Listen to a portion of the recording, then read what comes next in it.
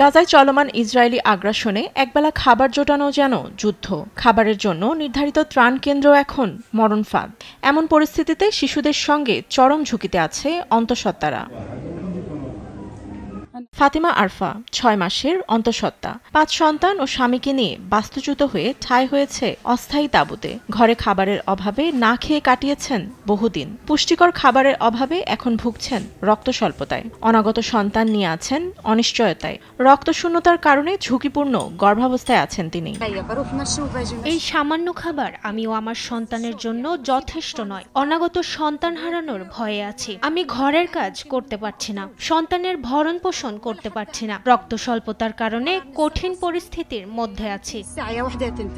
চিকিৎসার জন্য হাসপাতালে পৌঁছানো ফাতিমার জন্য কঠিন হয়ে পড়ছে দিন দিন। প্রচণ্ড গরমে পায়ে হেঁটে হাসপাতালে যাওয়া তার জন্য বিপজ্জনক। চিকিৎসকের পরামর্শ মতে এই মুহূর্তে পর্যাপ্ত রক্ত দিতে হবে, এমনকি হাসপাতালে ভর্তি হতেও দেয়া হয়েছে পরামর্শ।